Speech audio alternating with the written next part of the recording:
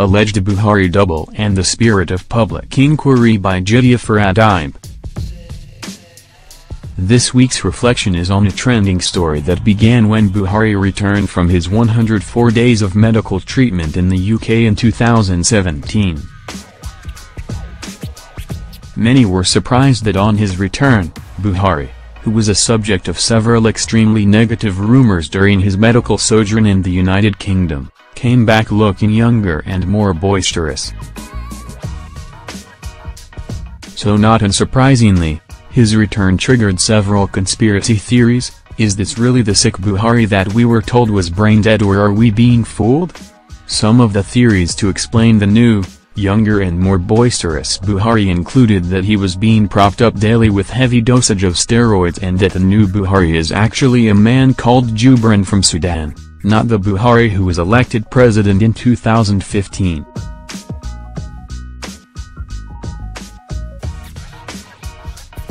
The Buhari is Jubrin narrative has echoes from the birther movement in the United States.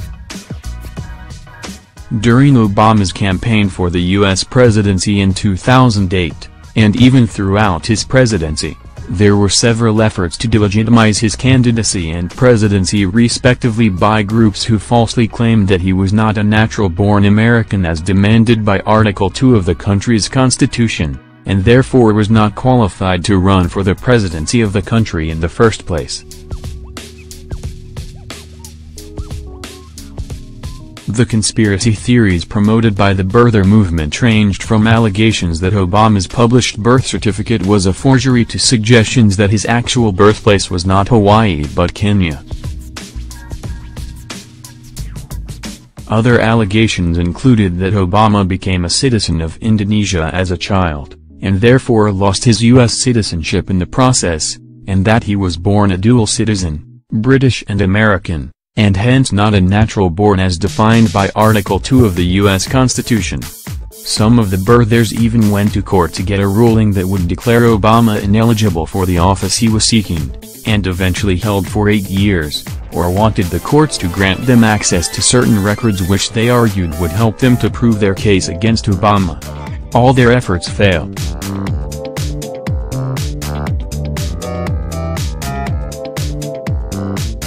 I will not be surprised if the Buhari is Jubrin narrative gets to court, if not for anything, to further dramatize it. It is instructive that despite the fact that Obama released his official Hawaiian birth certificate before the 2008 election and also released a certified true copy of his original certificate of live birth in April 2011, and equally released contemporaneous birth announcements published in Hawaii newspapers, polls conducted as late as 2010, before the April 11 release, suggested that at least 25% of adult Americans said they doubted Obama's U.S. birth.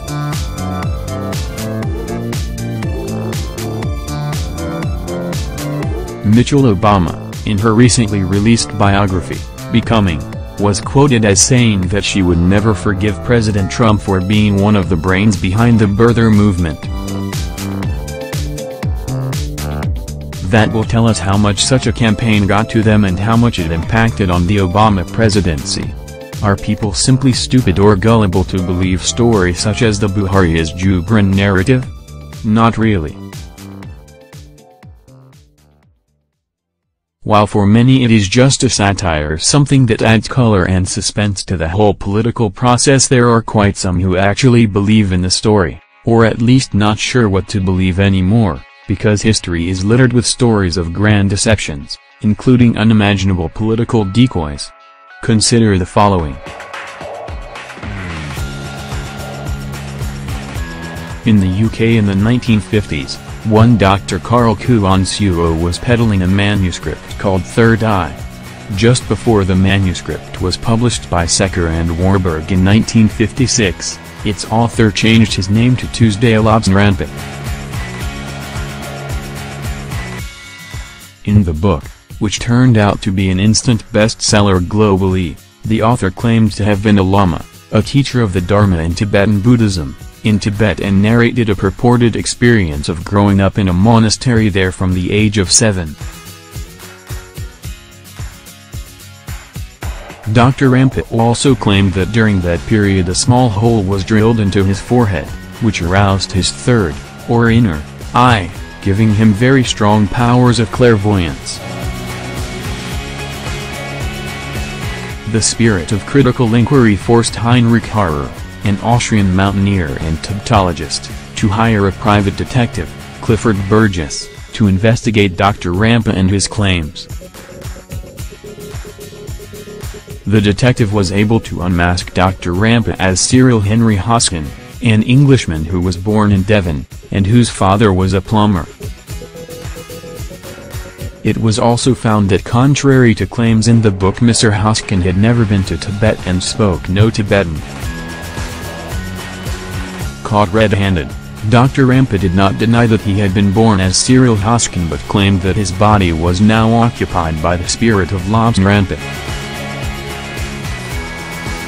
Curiously, as an undergraduate in Nigeria in the 1980s, Lobsang Rampet's third eye was a sort of fashion accessory to a certain category of students who claimed to be seeking spiritual enlightenment.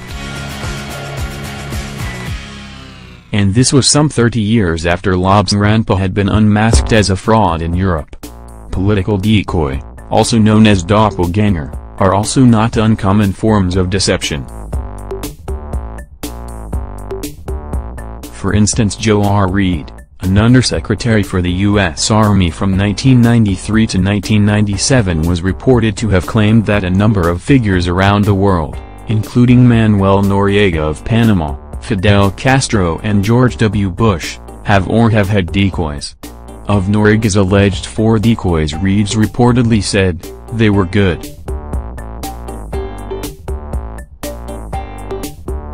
They practiced his gait, his manner of speech and his modus operandi, what he did during the day and night." It was also rumored that the Russian strongman Joseph Stalin had a twin, Felix Dadev, who replaced him during certain situations. It is claimed that Dadev in 2008, at the age of 88, eventually confessed to being one of 4 impersonators of Stalin. In essence, it is not beneath politicians to play games of illusions with the masses. For Buhari's political opponents, the aim of playing up the Buhari is Jubrin story is simple. If the Buhari that is in office now is not the same Buhari that was voted to office, and if in fact the person we call our president is a Sudanese, then there are legal and legitimacy questions about the new Buhari's right to rule.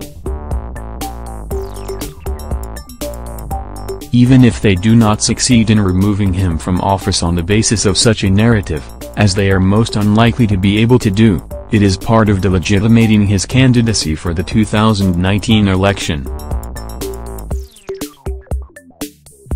Buhari's handlers have generally dismissed the Buhari is Jubrin story as a non-issue that is not worth being dignified with a response.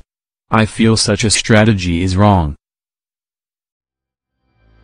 For as long as such a story raises doubts in the minds of some people, it can be said to be succeeding.